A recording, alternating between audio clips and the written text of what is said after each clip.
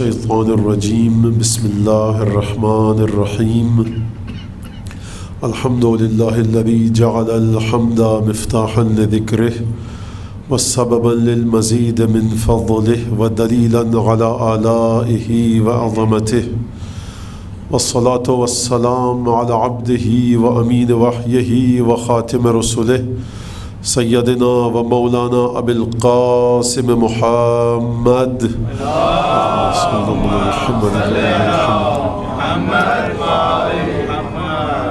وعلى أهل بيته الطيبين الطاهرين الذين أذهب الله عنهم الرجس وطهرهم تطهيرا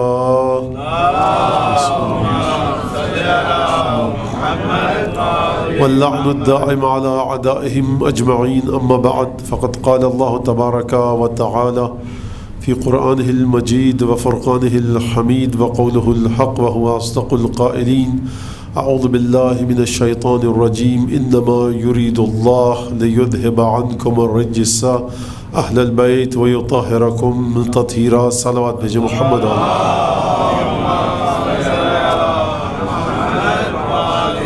آیت تطہیر کو عنوان بنا کر آپ حضرات کے سامنے گفتگو کا سلسلہ چل رہا ہے، اور جو آیت تطہیر کو میں نے عنوان بنایا اس کی وجہ بھی آپ کی خدمت میں عرض کی تھی کہ ہم جب حسین ابن علی سید الشہداء کو دیکھیں، پنجتن کو دیکھیں، 14 معصومین کی زندگی کا مطالعہ کریں، 12 اماموں کی زندگی کا مطالعہ کریں، اگر اس میں کوئی ایسی چیز جو ہماری عقلوں پر پرکھنے کے بعد ہماری سمجھ میں نہ آئے تو یہ بات ہمیشہ یاد رہے کہ قرآن نے کہہ دیا ہے کہ دیکھو انما یرید اللہ لیذھب عنکم الرجس اہل البیت، ہر برائی سے یہ پاک ہیں، ہر طہارت ان کے پاس ہے۔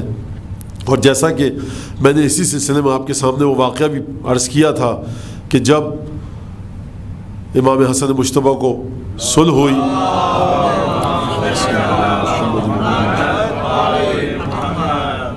کہ بالکل خدا والی بات ہے، اور یہ بڑی غلط بات نہ سمجھی جائے کہ خدا والی بات ہے، لیکن خدا جس طرح سے مقام ربوبیت پر ہے، جس طرح سے خدا مقام الوہیت پر ہے، کہ جو میں نے آپ کے سامنے 8ویں امام اور 6ٹھے امام کی حدیث بتائی تھی کہ جب اس نے آ کر کہا کہ میں اب اس بات کو ذرا پچھلا خلاصہ پیش کر کے پھر آگے بڑھتا ہوں، کہ جب کسی شخص نے آ کر پوچھا تھا امام سے، بحر الانوار میں یہ حدیث ہے کہ اللہ اکبر کا معنی کہ امام نے فرمایا تھا 6ٹھے امام نے، لوگ کیا کہتے ہیں پہلے یہ بتاؤ، تاکہ صاحب پہلے کھوٹا لے آؤ تاکہ ہم کھرا دکھائیں تو تم سمجھ سکو۔ کہا کہ مولا یہ لوگ کہتے ہیں اللہ اکبر یعنی اللہ سب سے بڑا ہے، تو امام نے، اب یہ میرا عقیدہ ہے، یقیناً مسکرائے ہوں گے، اور یہ پوچھا، پھر جملہ تھا کہ آکان ہناک شیء یا آکان ثمۃ شیء، خدا کے ساتھ کوئی شے ہے کہ کہا جائے کہ یہ خدا کے مقابلے پر آئے، مقابلہ ہو، مقایسہ ہو، پھر کہا جائے کہ اللہ اس سے بڑا ہے۔ 8ویں امام کی حدیث مولا فرماتے ہیں کہ کان اللہ ولم یکن معہ شیء، اللہ تھا اور اس کے ساتھ اس کے پلے کی، اس کی ٹکر کی، اس کے مقابل کا کوئی وجود ہی نہیں تھا۔ اور علماء نے بعد میں اس پر اضافہ کیا آ کر کہ کان اللہ ولم یکن معہ شیء وکہا الآن کما کان، اور اب بھی ایسا ہی ہے۔ پروردگار کے سامنے کوئی ٹک ہی نہیں سکتا، کسی کی اوقات اور مجال ہی نہیں، سب اس کی مخلوق ہے، سب اس کے دسترخوان سے رضا خواری کر رہے ہیں، اگر اس کی نگاہ عنایت نہ ہو ہر وجود تہس نہس ہو جائے۔ کہا کہ دیکھو اسی طرح سے پروردگار اپنی صفات دے کر جن بندوں کو بھیجتا ہے نا، جس طرح سے تم پروردگار کے ساتھ کسی کا مقابلہ نہیں کر سکتے، مقایسہ موازنہ نہیں کر سکتے، یاد رکھنا اس کے بندے بھی ایسے ہی ہوتے ہیں کہ کسی بھی اچھی صفت میں تم ان کا مقابلہ نہیں کر سکتے، تم ان کے سامنے نہیں آ سکتے۔ اور آپ کو یاد ہوگا یہ واقعہ کل اور پرسوں بتایا تھا میں نے کہ جب صلح امام حسن ہو گئی اور آ کر مد مقابل جو امام کے تھا وہ بیٹھا ممبر پر کوفے کے، اور اس نے کہا کہ حسن ابن علی انا خیر منک لان الناس قد اجمعوا علی، اے حسن میں تم سے بہتر ہوں کیونکہ لوگوں نے مجھ پر متفق ہو گئے ہیں میری بادشاہت پر، اور لوگوں نے تم کو چھوڑ دیا۔ تو یاد ہے نا امام نے کیا کہا تھا کہ تو نے جو کہا کہ تو مجھ سے بہتر ہے، میں یہ نہیں کہہ سکتا کہ انا خیر منک، کیونکہ تجھ میں کوئی خوبی ہو تو میں مقابلہ کروں نا۔ اور جملہ کیا تھا امام کا؟ قد، عجیب جملہ ہے، قد برأنی من الرذائل، اللہ نے مجھے ہر بری صفت سے اسی طرح سے پاک رکھا ہے کما برأک من الفضائل، جس طرح سے تجھے ہر فضیلت سے دور رکھا۔ اتنا خوبصورت جملہ سوائے امام کی زبان کے کوئی اور زبان یہ نہیں کہہ سکتی کہ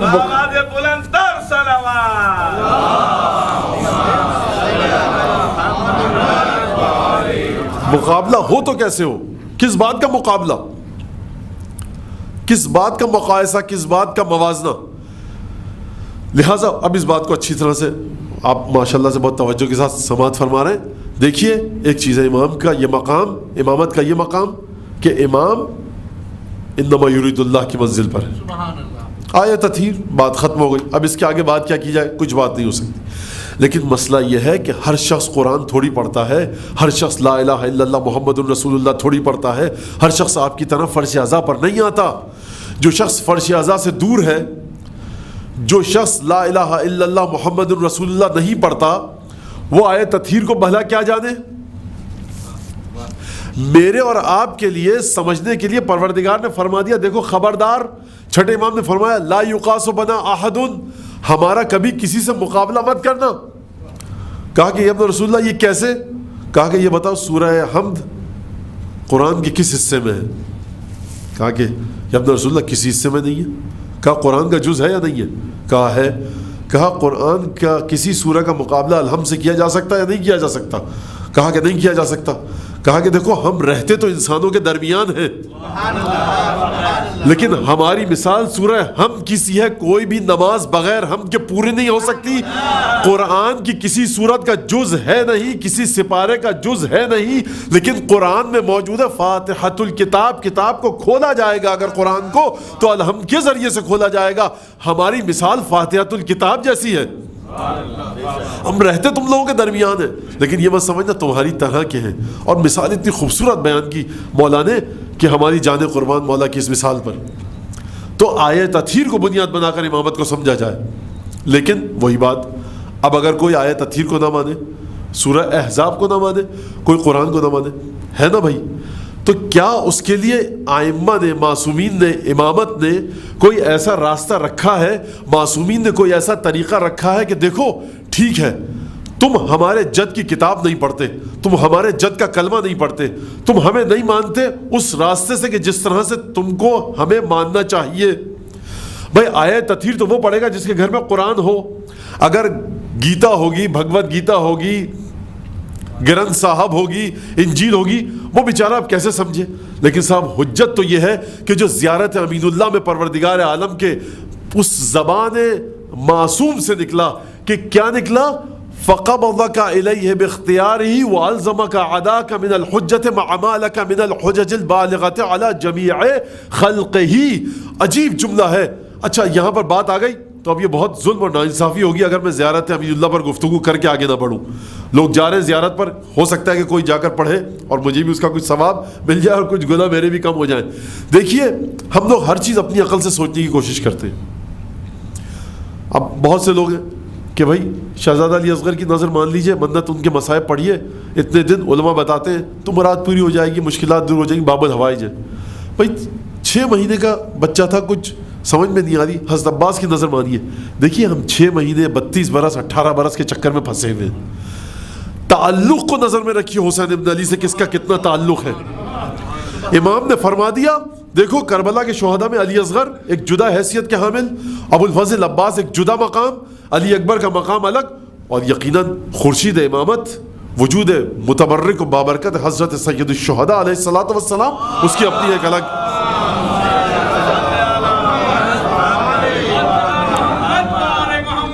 ہم جب دیکھتے ہیں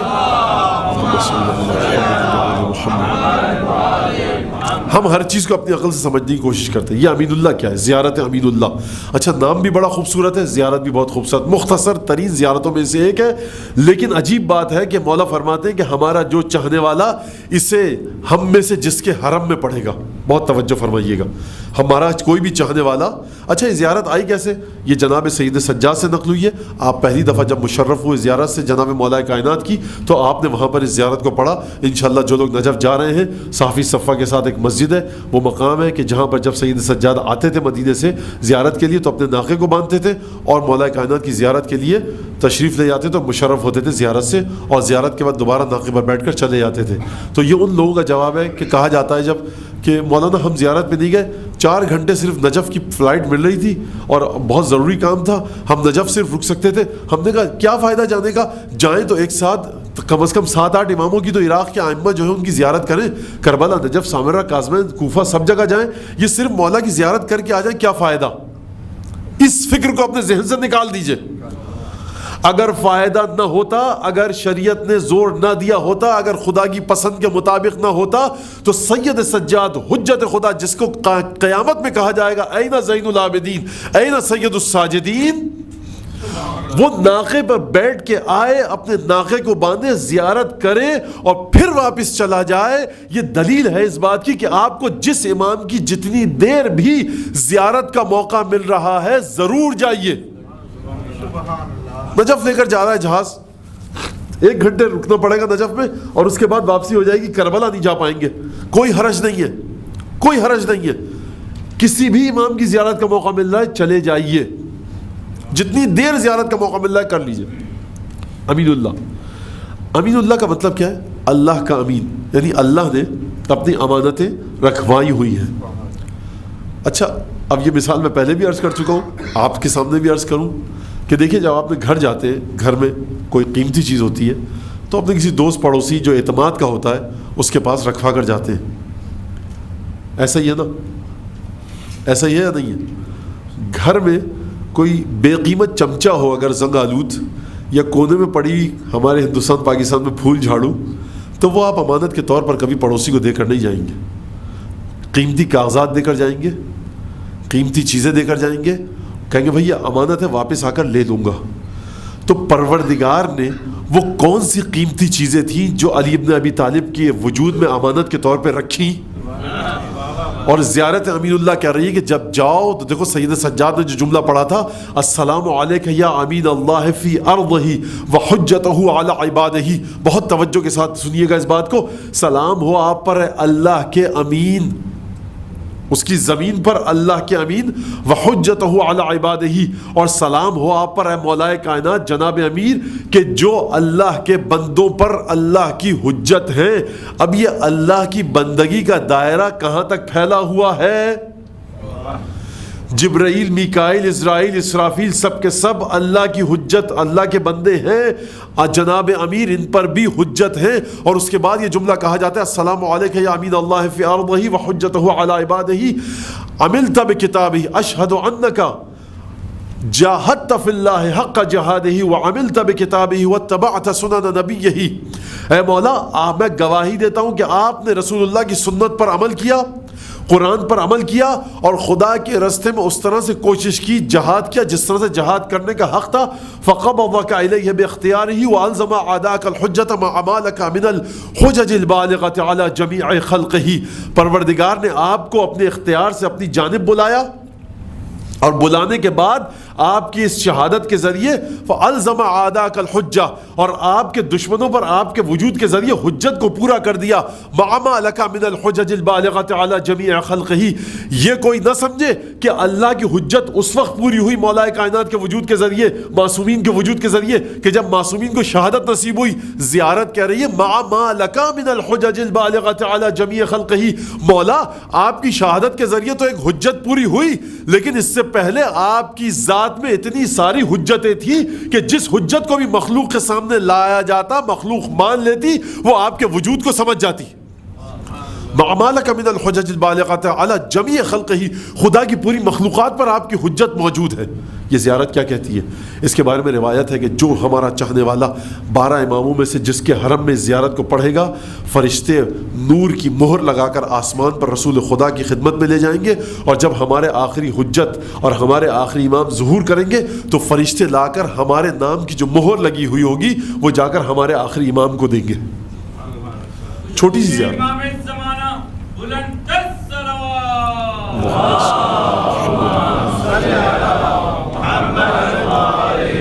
بہت چھوٹی سی زیارت ہے, بہت چھوٹی سی زیارت ہے. ہم زیارت پہ جا رہے ہیں, کیا کریں, کیا دعا مانگیں؟ صاحب مجھ سے کیا پوچھ رہے ہیں؟ نہ مجھ پر وحی آئی, نہ میں رسول خدا کے کام میں شریک. ایک حقیر سا 2 کوڑی کا ذاکر سید الشہداء کا نہ جانے سید الشہداء قبول کرتے بھی ہیں اس خدمت کو یا نہیں کرتے. بادشاہ وہ ہے, ٹھوکر مار دے پورے اعمال کو ہمارے, ہم کیا کر لیں گے. کسی نے کہا مولانا آپ بڑی نا امیدی کی باتیں کرتے ہیں. میں کہا میں نا امیدی کی باتیں نہیں کرتا, میں اس عظمت کو سمجھانا چاہتا ہوں کہ ان کا اختیار کتنا عظیم ہے. کوئی حق نہیں ہے ہمارا, کوئی حق نہیں ہے. اگر حق ہے خدا پر تو پنجتن کا ہے, اگر حق خدا پر تو سیدہ کا ہے, اگر حق خدا پر رسول خدا کا ہے. عجیب بات ہے بڑی, خدا پر کسی کا حق ہو, یہ کیسے ہو سکتا ہے. قرآن میں خدا نے کہا نا وَقَانَ حَقًّا عَلَيْنَا نَصْرُ الْمُؤْمِنِينَ, ہم پر تو لازم ہے ہی کہ ہم مومنین کے حق کو اپنے اوپر لازم رکھیں. ایمان جتنا بلند درجے پر ہوگا, خدا کہہ رہا ہے مومنین جس کو ہم مومن کہیں, ہم اور آپ کیسے مومن ہیں. ذرا مشکل آ گئی زندگی میں شاید ایمان ڈگمگا جائے, اور جتنا بھی ایمان مضبوط ہو, کیا ہم وہ مومن ہیں کہ جس کو خدا کہے تم میری پسند کے مطابق مومن ہو. اگر بن بھی جائیں, خدا ہمارے مومن ہونے کو پسند بھی کر لے, اگر ہمارے ایمان سے راضی ہو بھی جائے, تو قیامت میں خدا پلٹ کر ہم سے یہ پوچھ سکتا ہے یہ تو بتلاؤ کہ تم جس ایمان پر اپنے اتنا سینہ تان کر ہمارے سامنے آ رہے ہو, یہ کس کے صدقے میں تھا.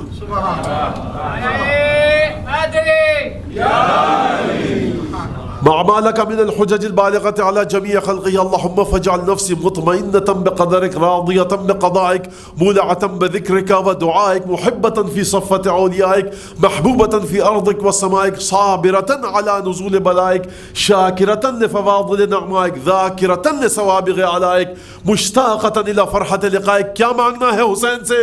کربلا جا رہے ہیں, 40 کے لیے جا رہے ہیں, کیا مانگنا ہے؟ وہی مانگیے جو سید سجاد نے مانگا مولا کائنات کی قبر کے پاس کھڑے ہو کر.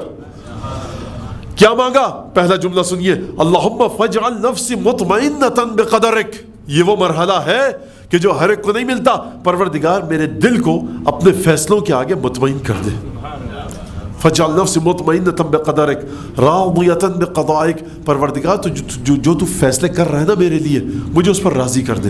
مولعۃ بذکرک ودعائک. تیری دعا کے سلسلے میں, تیرے ذکر کرنے میں میرے دل میں لالچ پیدا کر دے. مجھ میں لالچ ہو اگر تو تیرے ذکر کی, وہی چیز جو مولا کائنات نے فرمائی اللہم فاجعل قلبی متیمنا, یعنی پروردگار میرے دل کو اپنے ذکر کے لیے بےتاب کر دے. میرا دل تیرے ذکر کے لیے تڑپتا رہے, میرا دل تیرے ذکر کے لیے بےتاب رہے. مولعۃ بذکرک ودعائک محبۃ فی صفۃ اولیائک. پروردگار تو اپنے تمام اولیاء سے محبت کرتا ہے, جو تیرے خاص اولیاء ہیں نا مجھے ان کے گروہ میں شامل کر اور مجھ سے بھی محبت کر. محبۃ فی صفۃ اولیائک ذاکرۃ لثوابغ علائک. پروردگار مجھے اس قابل بنا کہ میں تیری پچھلی نعمتوں کو یاد رکھ سکوں. مشتاقۃ الی فرحۃ لقائک. پروردگار میں تیری ملاقات کا مشتاق رہوں اور مجھے تیری ملاقات کرنے میں کوئی گھبراہٹ محسوس نہ ہو, بلکہ میں جب تیری ملاقات کو آؤں مجھے موت آئے تو مجھے موت ایسا لگے جیسے میرے وجود میں کوئی ٹھنڈک اور تازگی عطا ہو رہی ہے. مولعۃ بذکرک ودعائک محبۃ فی صفۃ اولیائک. یعنی عجیب جملہ ہے یہ زیارت امین اللہ کا. تو ہمیں اس لحاظ سے چلنا چاہیے کہ ہم پہچانے تو کیسے, ان صفات کے ذریعے. یہ کون سی دعائیں ہیں؟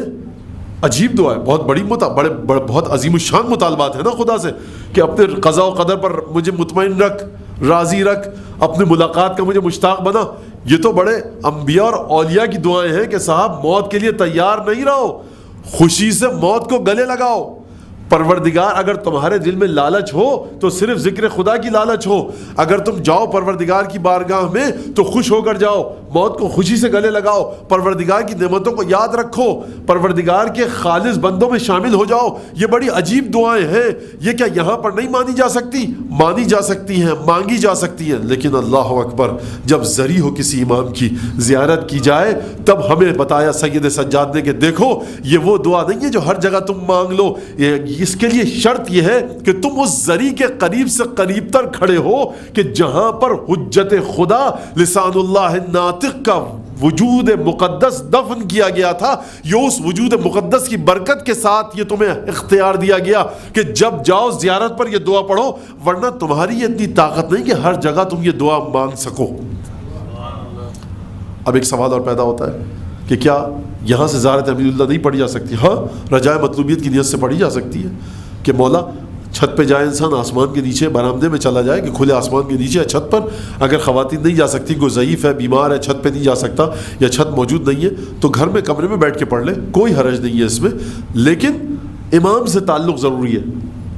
کیا بات سمجھانا چاہ رہا ہوں میں؟ ضروری نہیں ہے کہ آپ اس زیارت کو جا کر حرم میں ہی پڑھیں، لیکن اگر حرم میں پڑھیں تو ہمیں جو سکھایا گیا ہے وہ حرم میں سکھایا گیا، یہاں سے بیٹھ کر بھی آپ پڑھ سکتے ہیں۔ اب بات یہ ہو رہی تھی، یہ چیز آپ نے سمجھ لی، بات یہ ہو رہی تھی کہ جو شخص آیت تطہیر کو نہیں پڑھتا، قرآن کو نہیں مانتا، اسلام کو نہیں مانتا، آپ نے دیکھا مولانا، دیکھیے طہارت بنیاد ہے امام کے وجود کو سمجھنے کے لیے، اور کیا خوبصورت جملہ، پھر مجھے دہرانے کو بار بار دل چاہتا ہے، خدا نے مجھے اس طرح سے ہر بری صفت سے پاک رکھا ہے جس طرح سے تجھے ہر فضیلت سے دور رکھا۔ کیا کہنے، ایک درود بھیجیے امام حسن کو، اللہم صلی اللہ علیہ وسلم۔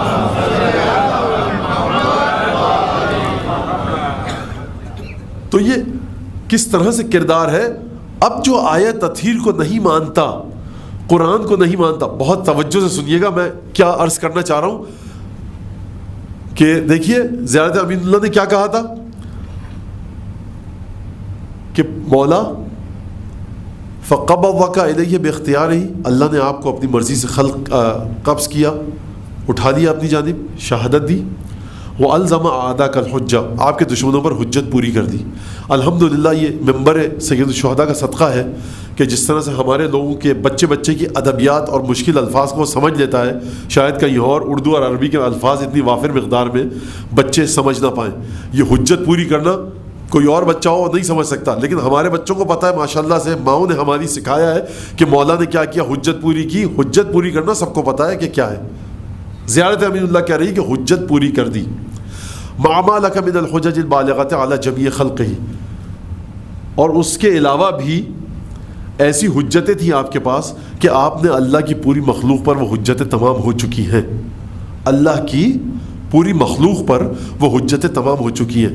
یہ بات سن لی آپ نے، ترجمہ بھی سن لیا۔ اب میرا ایک سوال ہے، وہ جو بیچارہ حسین ابن علی کو آج پیدا ہوا، جس کے ہاتھ میں پورے احترام کے ساتھ کہوں، اس کا مذہب کچھ بھی ہے، بھگوت گیتا پڑھتا ہے، گرنتھ صاحب پڑھتا ہے، اوستا پڑھتا ہے، انجیل پڑھتا ہے، توریت پڑھتا ہے، انسان ہے، اس کا مذہب ہے، اس کے مذہب کا میں احترام کرتا ہوں، ہمیں مذہب کا احترام سکھایا گیا ہے، انسان کا احترام سکھایا گیا ہے، بہت بالکل ٹھیک، لیکن ہے تو وہ بھی خدا کا بندہ نا۔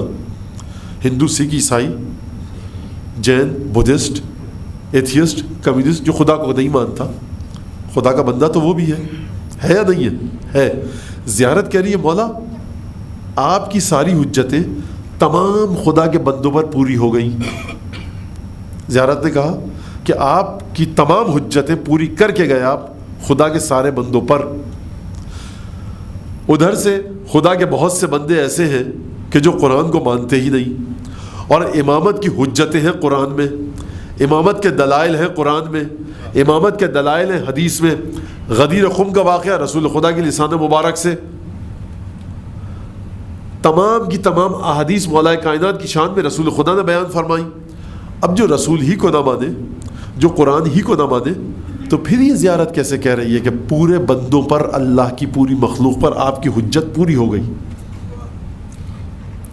مجھے نہیں پتا کہ میں اپنی بات منتقل کر پایا یا نہیں، لیکن اگر منتقل نہیں ہوئی تو بھی اب اس سے زیادہ میں بیان نہیں کر سکتا، کیونکہ 12-13 منٹ رہ گئے اور انتظامی کے ساتھ یہاں کی بس سنجیدہ حالات ہو جائیں گے اگر آج بھی میں دیر سے ختم کیا۔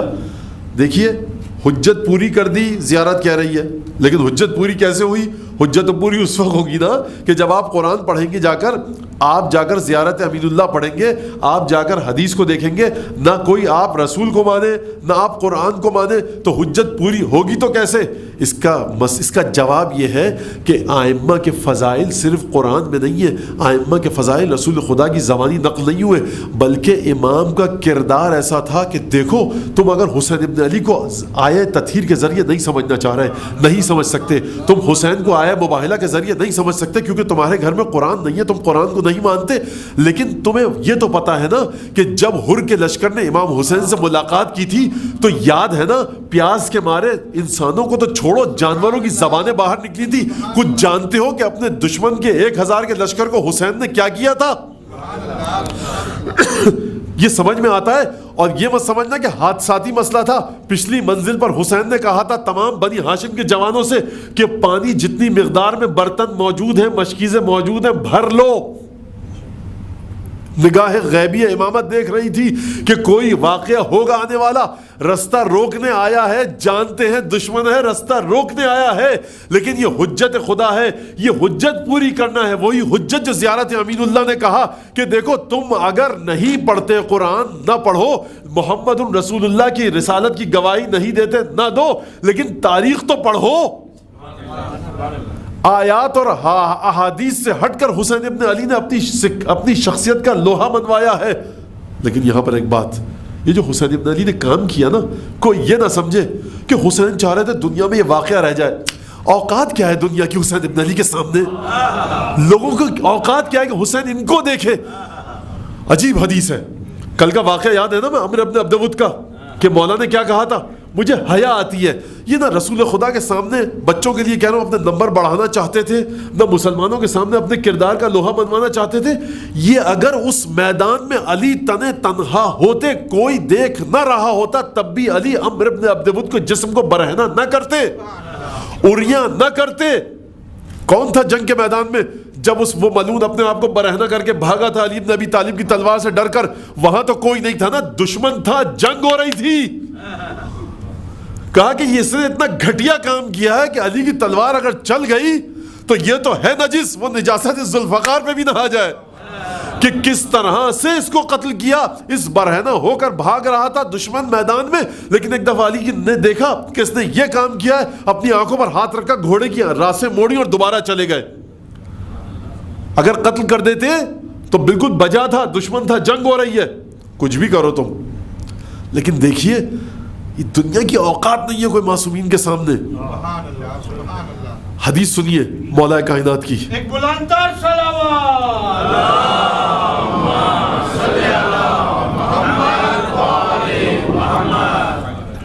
یہ کیوں کیا؟ یہ ائمہ نے کیوں کیا؟ اب مجھے اس پر بھی آنا ہے کہ یہ جو کربلا، کیونکہ کربلا کی تاثیر اور اس کے اثرات تو اس وقت بات ہوگی جب کربلا اور کربلا کے ساتھ ہونے والے واقعات اور کربلا سے جو واقعات پہلے ہو رہے تھے اس پر گفتگو ہو جائے.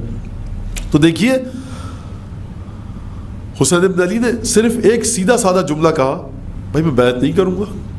یہ میں کئی دفعہ بیان کر چکا ہوں، نہ جانے یہاں سے یا کہاں سے، اب تو یاد بھی نہیں رہتا، کہ میں بیعت نہیں کروں گا. ایک جملہ ہے، میں بیعت نہیں کروں گا. نہ تلوار اٹھائی.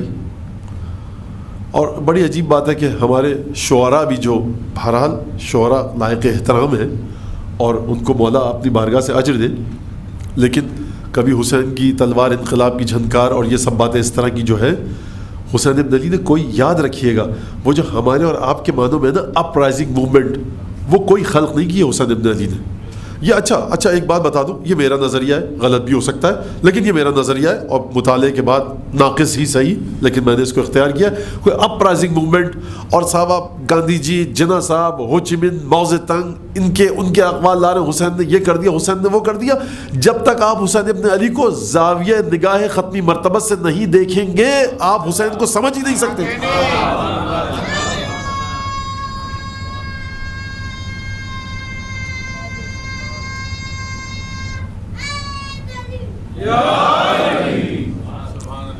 کہ مولا نے تلوار اٹھائی.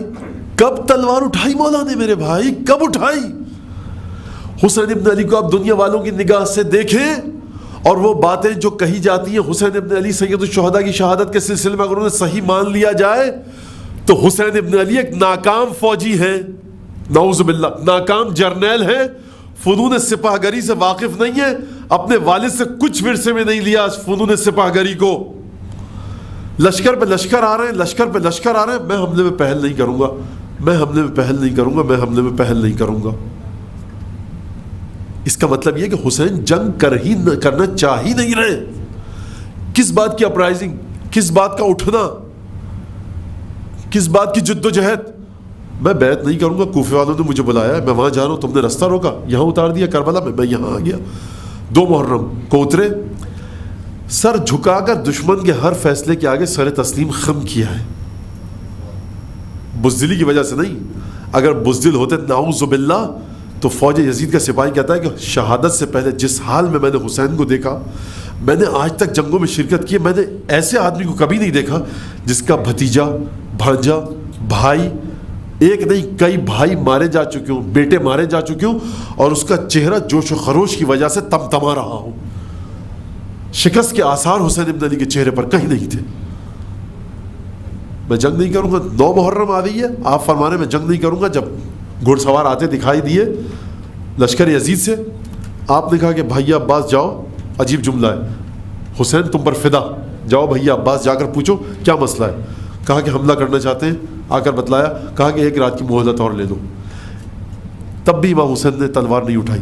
تو پھر یہ کہنا کہ صاحب امام حسین نے تلوار اٹھائی، امام حسین نے ایک مسلح جد و جہد کی، امام حسین نے ظلم کا خاتمہ کرنا چاہا. خاتمہ کرنا ایک انٹینشنلی چیز ہے، قصد چاہیے. آپ کوئی اقدام کرتے ہیں، آپ تو کوفے والوں نے بلایا تھا، کوفے کے لوگ تھے بلا رہے تھے، آپ گئے، رستہ نہیں دیا، کربلا آ گئے، تو حسین ابن علی کو سمجھیے جس طرح سے کربلا کا واقعہ ہوا ہے. ایڈیشنل چیز اپنی طرف سے کربلا کے واقعے میں مت ڈالیے، اضافی اس میں اضافہ مت کیجیے. حسین ابن علی نے کوئی اس لحاظ سے جس طرح سے ہمارے ذہنوں میں ہے قیام نہیں کیا ہے. یہ بات سن لیجیے آپ کہ حسین نے قیام کیا.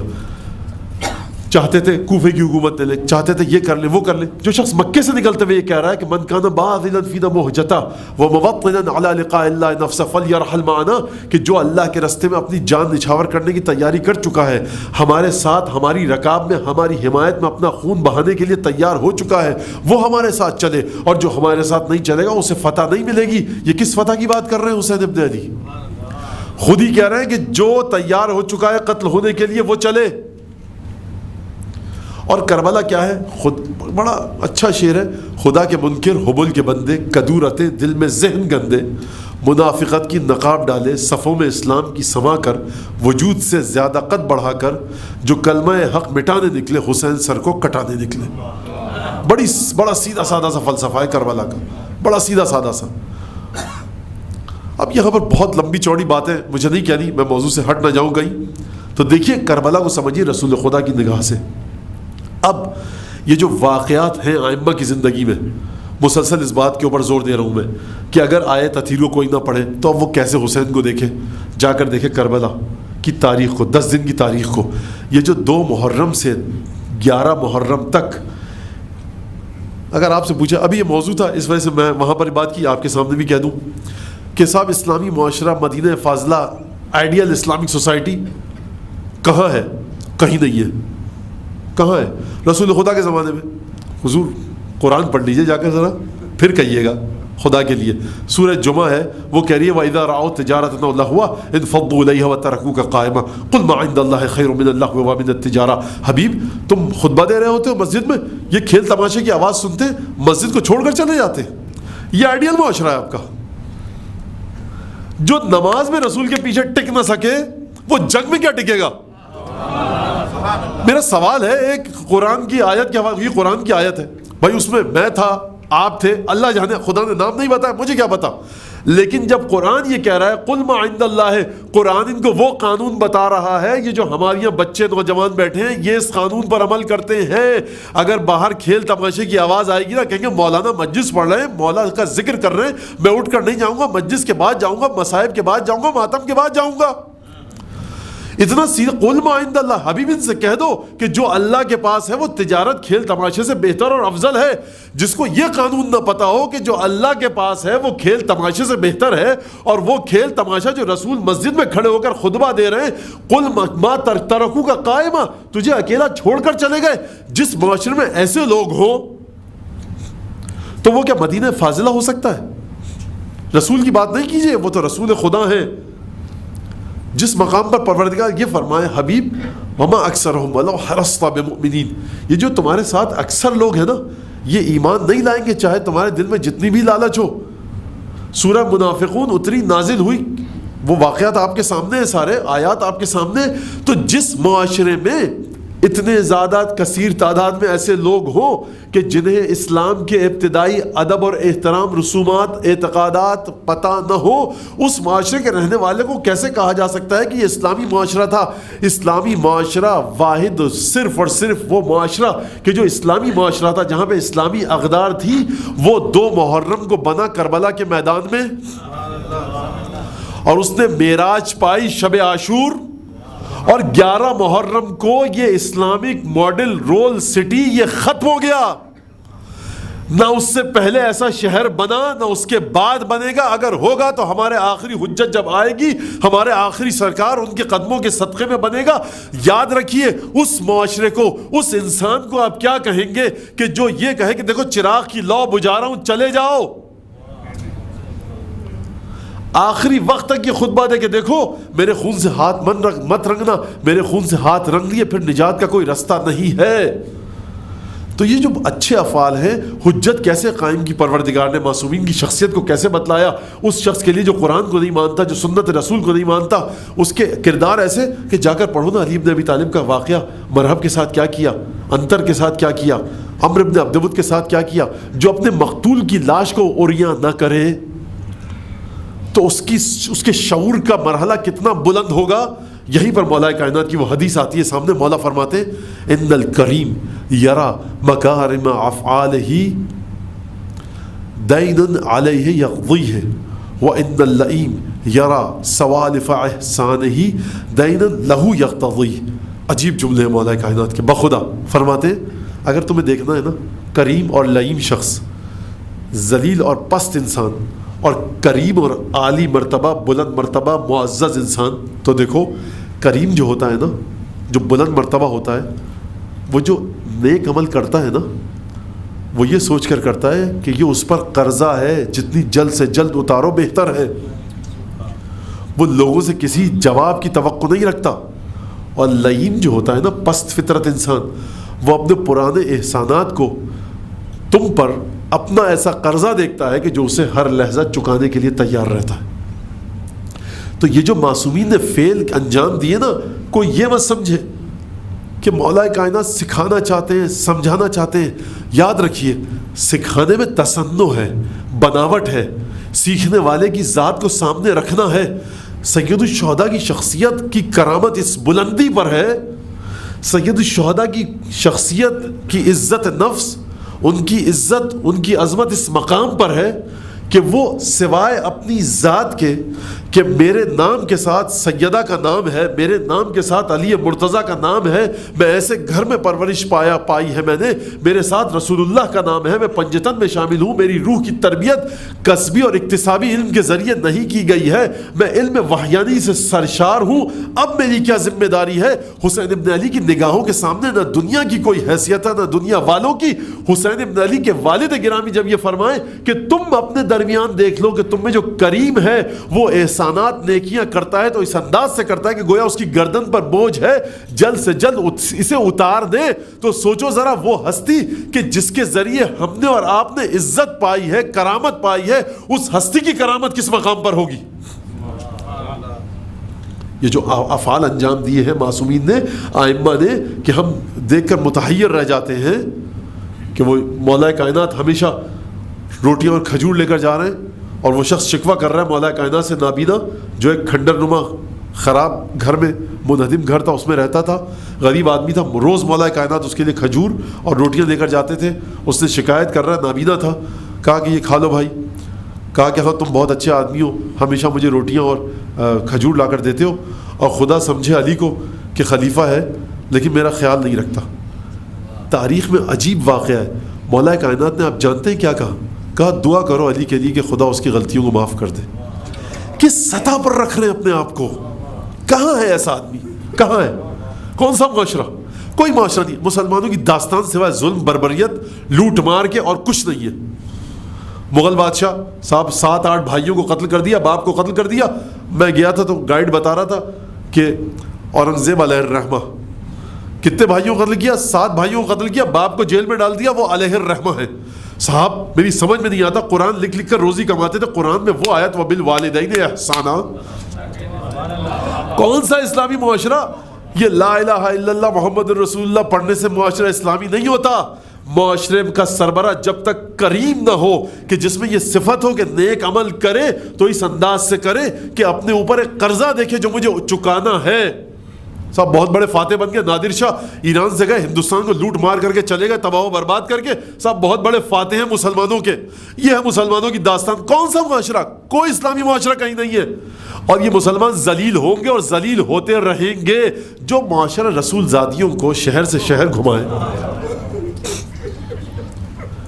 جناب زینب جب گئی،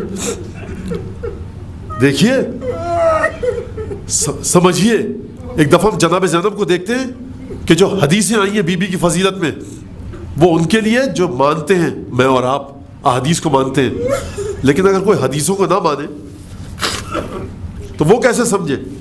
اس کے سمجھنے کے واقعہ بہت ہے کہ جب دربار میں گئی شہزادی، خطبہ پڑھنا شروع کیا، جناب مولا کائنات کا نابینا صحابی تھا، ایک دفعہ گھبرا کے کھڑا ہو گیا، کہا یہ علی کے لہجے میں خطبہ کون پڑھ رہا ہے؟ جملہ خطبہ شروع کس طرح سے کیا؟ عجیب انداز سے، وصلی اللہ علی محمد وآلہ اجمعین، درود خدا کا درود و سلام و محمد اور اس کی آل پر.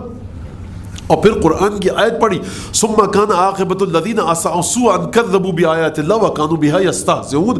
اے یزید یاد رکھ کہ تیرے سامنے آیت پڑھ رہی ہوں کہ وہ لوگ جو برائیاں کرتے ہیں، ایک کے بعد ایک برے عمل انجام دیتے ہیں، گناہ پر گناہ کرتے ہیں، ان کا نتیجہ یہ ہوتا ہے کہ وہ خدا کی آیتوں کو جھٹلا دیتے ہیں، اور ان کی عادت ہی یہ ہے کہ یہ خدا کی آیتوں کو جھٹلائیں. اور اس کے بعد عجیب جملہ فرمایا شہزادی نے، یا یزید اظننت حیث اخذت بنا اقطار السماء وآفاق السماء واقطار الارض ان بك علیہ حوانا وان بك علیہ کرامتا. یا یزید اظننت، یزید کیا تو یہ سمجھ رہا ہے کہ تو نے ہم کو جو شہر با شہر گھمایا، گلی کوچوں میں رسول کی بیٹیوں کو گھمایا، تو یہ سمجھتا ہے کہ ہم ذلیل ہو گئے اور تو نے عزت پالی؟ فشمخت بعنفک ونظرت بعطفک جزلانا مسرورا حیث رعیت الدنیا لکا مستوسقا والامور متسقا. یزید تو نے دیکھا کہ تو یہ سمجھتا ہے کہ تیری ناک بڑی اونچی ہو گئی ہے، تو بڑا عزت والا بن گیا ہے، تو نے غرور کے ساتھ دائیں بائیں دیکھا اور دیکھا تو نے کہ دنیا تیرے لیے تیار ہے، تو سمجھتا ہے تو نے آل رسول کو ذلیل کر دیا. اور خطبے کے آخری جملے کہا کہ یزید ناصب جہدک وسع سعیک فلا تمحو ذکرنا ولا تمیت وحینا. اے یزید یاد رکھ، جو کوششیں کرنی ہے کر ڈال. یہ کون سی بی بی کہہ رہی ہے، یہ کون سی شہزادی کہہ رہی ہے جس کے بھائی کا سر تشت میں رکھا ہوا ہے؟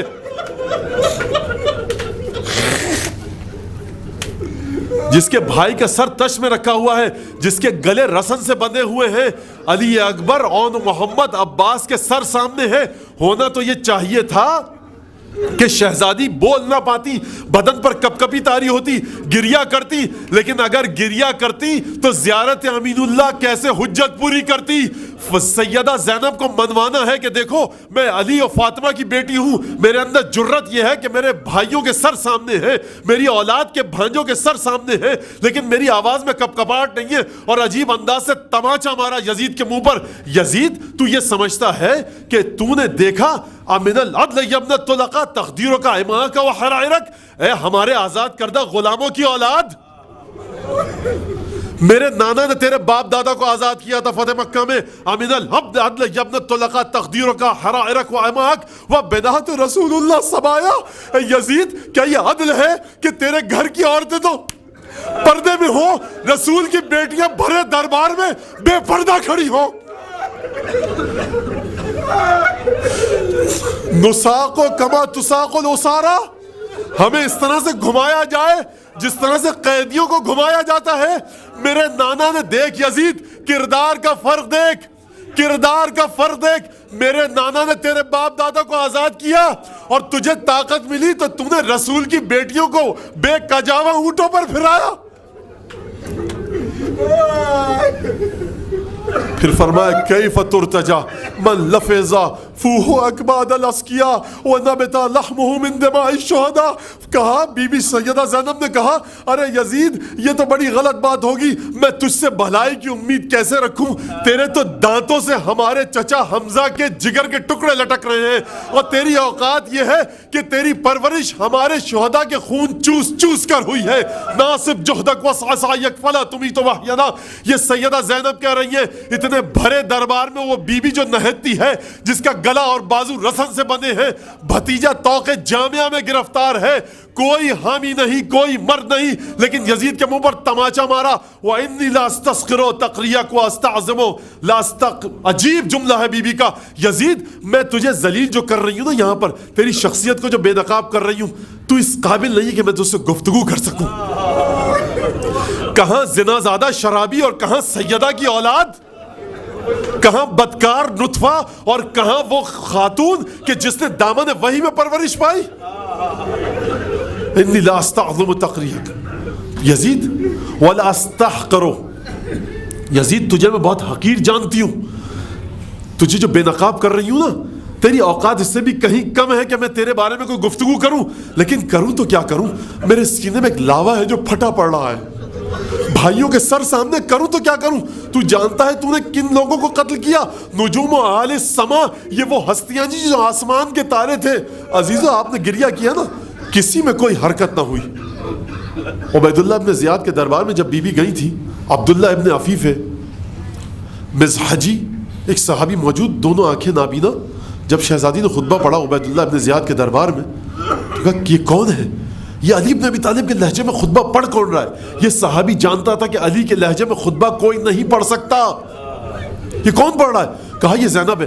کہا زینب ابن زیاد کے دربار میں کیا کر رہی ہے؟ کہا تجھے نہیں پتا یہ حسین ابن علی کا سر ہے، یہ عباس کا سر ہے، یہ زینب ہے، یہ رسول کی بیٹیاں رسل بستہ ہیں۔ ایک دفعہ کھڑا ہوا، لعنت بھیجی عبیداللہ پر، کہا لعنت ہو تجھ پر۔ عبیداللہ نے حکم دیا قتل کر دو، جیسے ہی عبیداللہ نے قتل کا حکم دیا، 300 تلواریں، قبیلہ مزحج کے 300 شمشیر زن وہاں کھڑے تھے۔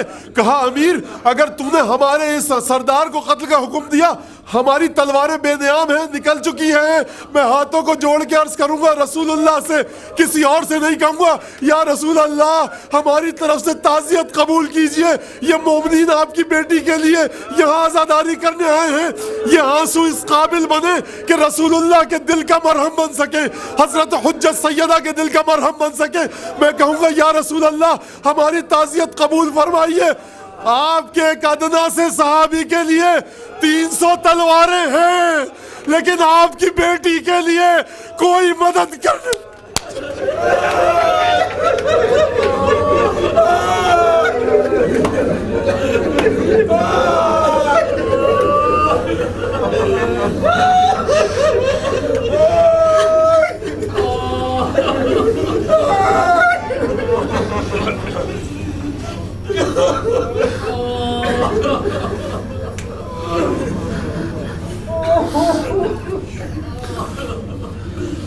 جدید پر لعنت۔ اللهم كن لوليك الحجة ابن الحسن صلواتك عليه وعلى آبائه في هذه الساعة وفي كل ساعة وليا وحافظا وقائدا وناصرا ودليلا معينا حتى تسكنه أرضك طوعا وتمتعه فيها طويلا.